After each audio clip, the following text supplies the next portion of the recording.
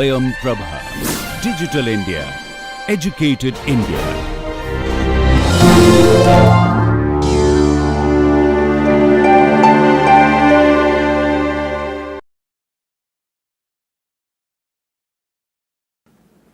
So, welcome back.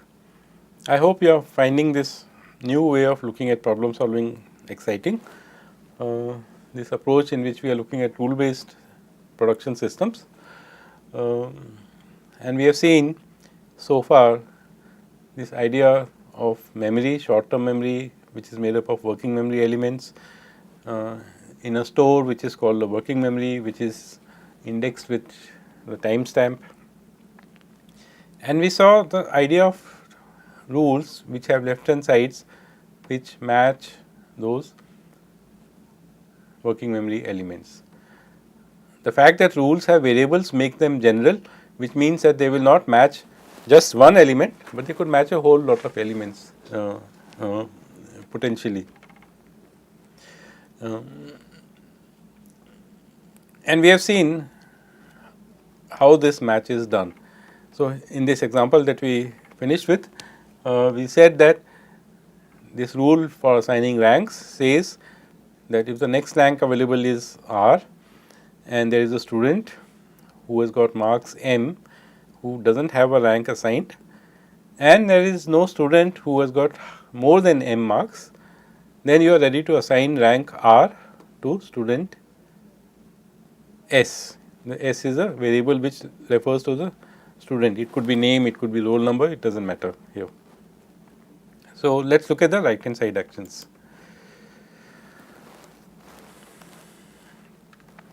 Before we do that, we had talked about expert systems, and we had said that there was a system called R1,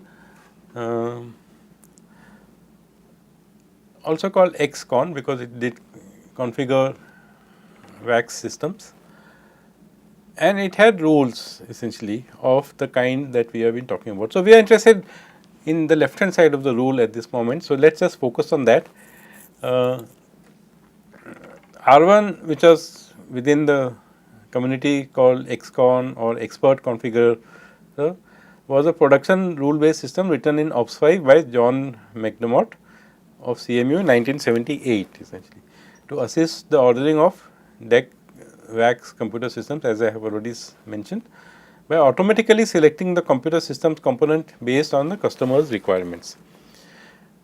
So, I will present one rule in English language from that system just to give you a flavor of the kind of systems that people actually built in this language. So, here is a rule. It says assign some UB modules except those connecting to panels 4 if the current context is assigning devices to universe modules and so on and so forth. There are a set of conditions. There are 5 conditions on the left hand side. The second condition is there is an unassigned dual port disk drive, just like we talked about an unassigned student with rank and so on, and other conditions that we do not need to get into the fact, but we just want to understand that this is the kind of knowledge that rule based production systems wanted to capture and encapsulate and use for problem solving. So, you can imagine that the person who is working for DEC had to only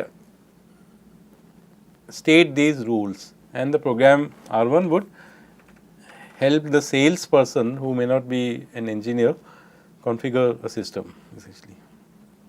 So, this rule I have taken from this paper that you can get a link from here by John McDermott.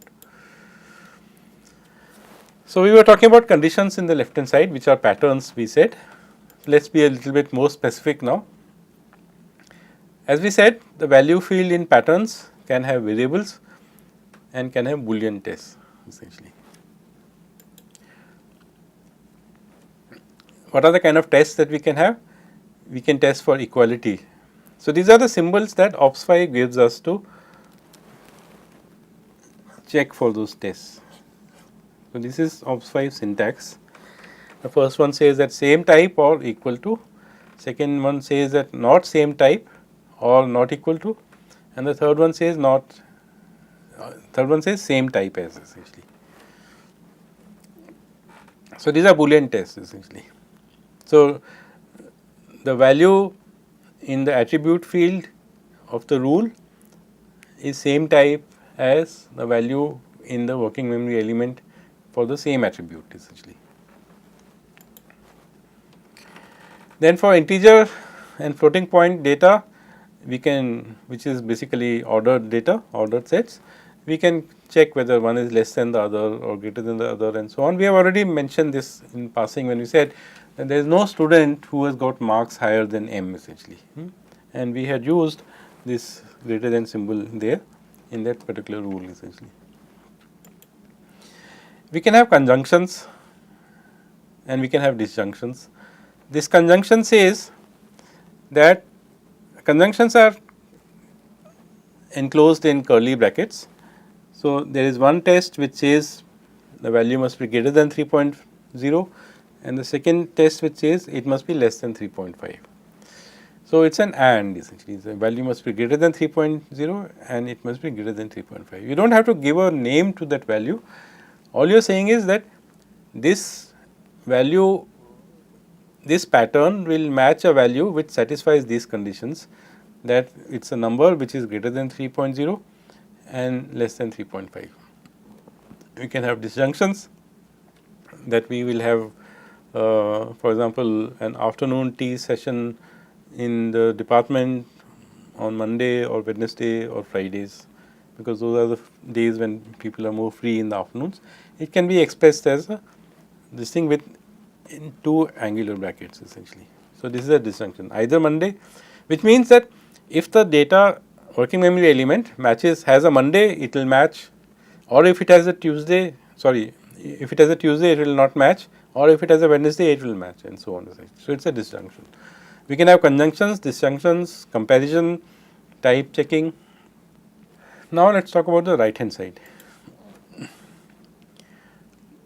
The right hand side of a rule is a set of actions. The simplest action is to make or add. Some textbooks may use the word add here. The OPS5 manual says make, I think, or you can remove a working memory element. Some books may say delete. It is a question of keywords. So, you can add a new memory element, or you can make a new memory element, or you can remove an existing element. And modify is basically a combination, that you remove that thing and add a modified one to that essentially. Or of course, you can have, it is a complete programming language we said. We can do things like read, write, load a file, halt, print a message, whatever.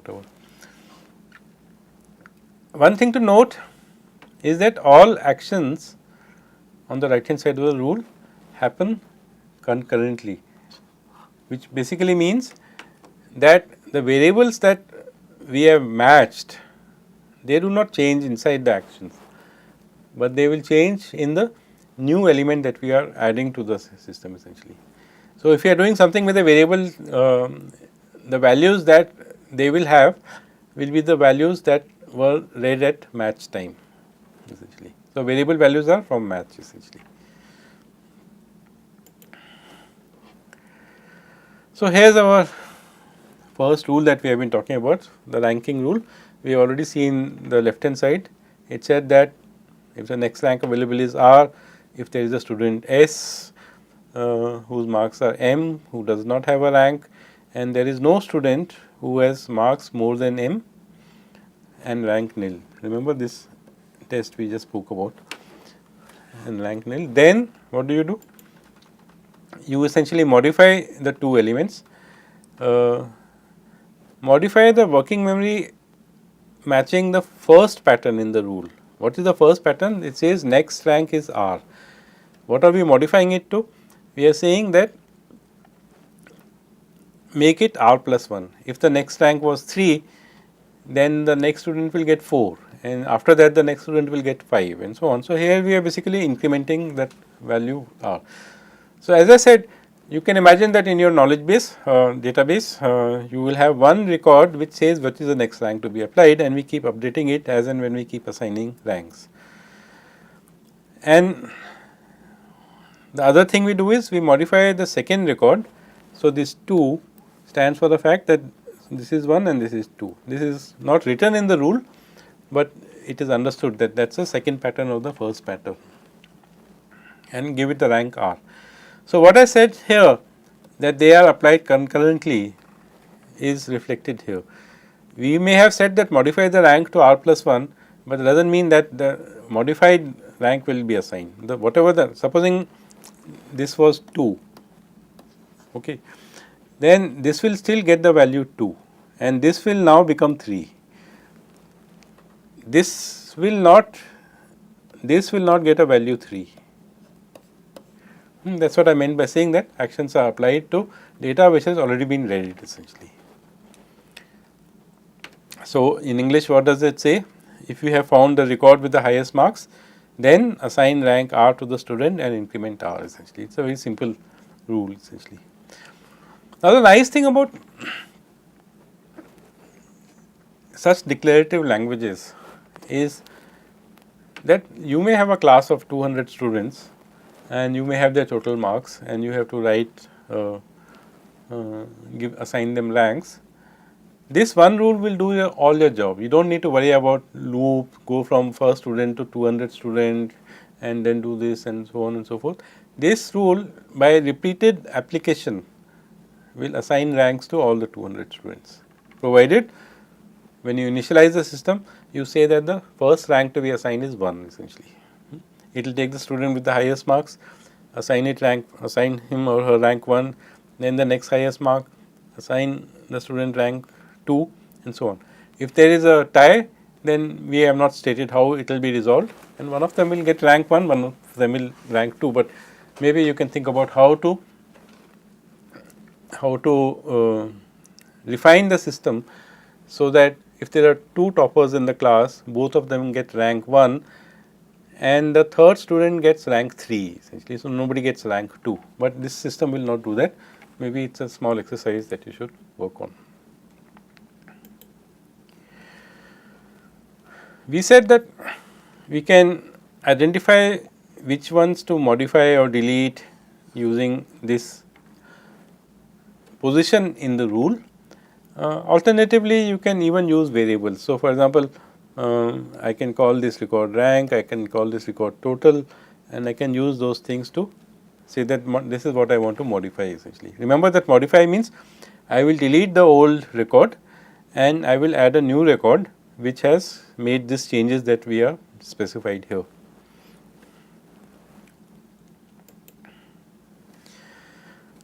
So, here is another small, as I have been emphasizing on the fact that this is like a programming language. So, let us look at the most popular programming task, which is that of sorting essentially. It is said that half the time computer systems are simply sorting data, I think, or more than half the times. So, we had introduced this notion of an array. Let us use that now, and we want to talk about sorting. So, an array is a set of working memory elements whose class name is array and which has got 2 attributes.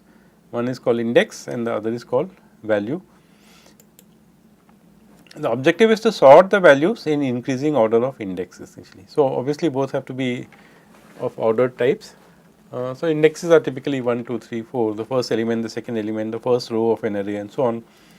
And the value is something which can be compared, otherwise the meaning of sorting does not make sense essentially. So, here is a rule.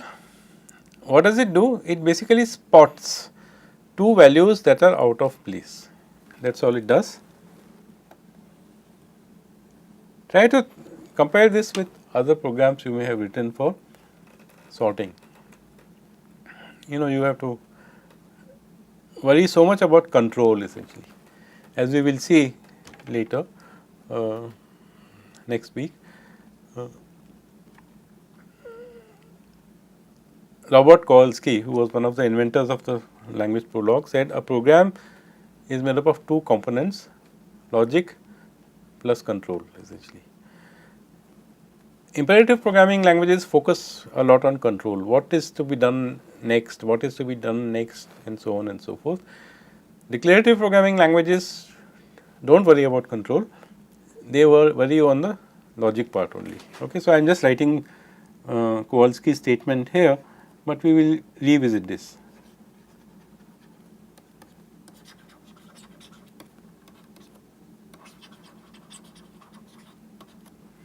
So, we are going to focus only on the logic part, that is the whole idea of declarative programming. State the logic,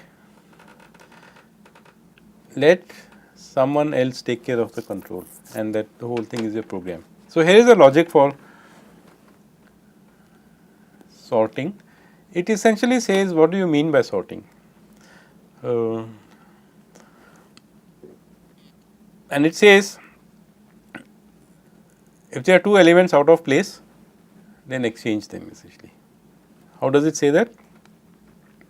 The left hand side says that if there is an element at index value I who has a value x, and if there is another element whose index j is greater than I and whose value is y which is smaller than x, then they need to be swapped essentially,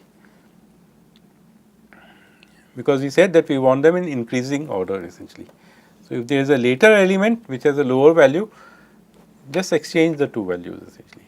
Okay. So, we are not making any claims here about efficiency here, we are simply saying that declarative programming emerges out of this notion that if you understand what is the task that you are trying to do and express the kind of patterns that you are looking for and working with, you can implement simple programs. Again, we are not talking about efficiency here.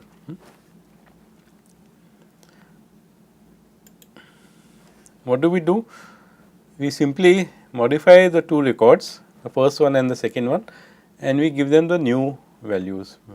Originally record I had value x, now record I has, which is I is in the first, this first refers to the first pattern that we are matching here, right.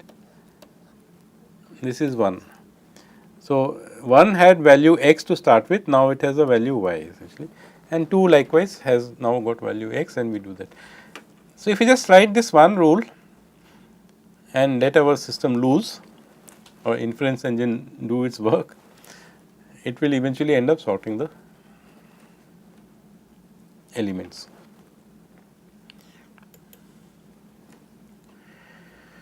So, let us go back to match in a little bit more detail.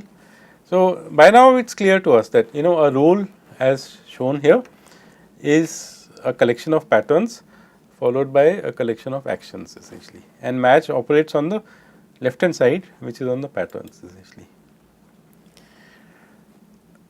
A rule has a match in the working memory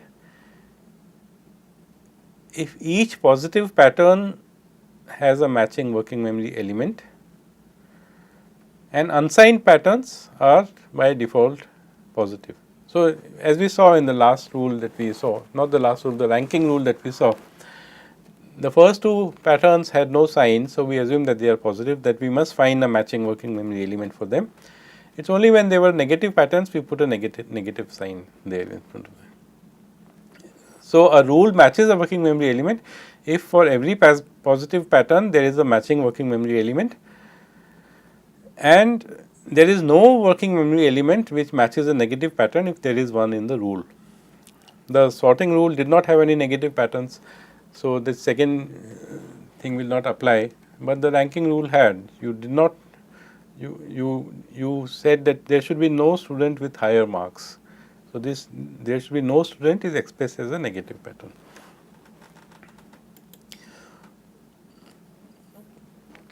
So, a pattern in a rule matches a working memory element if the class name of the pattern is the class name of the working memory element. That is the first thing beyond which you will not proceed, and each attribute condition in the pattern matches the attribute value in the working memory element. So, notice the difference here. we are talking about attribute condition in the pattern, and we are talking about value in the working memory element. The working memory element does not have variables, it has only constants, this thing, it has only values. The pattern may specify some condition on that value, it should be greater than 3.5, it should be less than 20, or whatever the conditions are. Now, if there are attributes which are in the working memory elements, but which are not mentioned in the pattern, are simply ignored essentially. So, we may have written this ranking program to use the name of the student and not use the roll number, for example, but the record may have both name and roll number. So, it does not matter. If the pattern does not mention any attribute, then you can simply ignore that attribute essentially. So, let us also formalize this notion of how do you match attributes, conditions in the left hand side. If the attribute in the rule is a constant, it can only match an identical constant in the working memory element. If the attribute in the rule has a variable, then it can match any constant in the working memory element. That is what makes the rule universal. All data elements, all working memory elements do something. Okay. So, let us say you want to increment the marks of every student. All you would say is that if there is a student who has got some marks, then add 1 to that mark and put it back in the memory. So, it makes it a universal rule essentially. We will talk about rules as we go along, we will look at a logic a little bit also in this thing. What we are trying to do in this course is focused on search methods, but what we are trying to show is that it is not that search is in a different, entirely different compartment and knowledge is in a totally different compartment. We are trying to show that there is a great intertwining of these two, that to use knowledge you have to use search, which rule to apply to what data and that kind of stuff, and knowledge of course comes in handy for solving problems. So, it has to basically work together.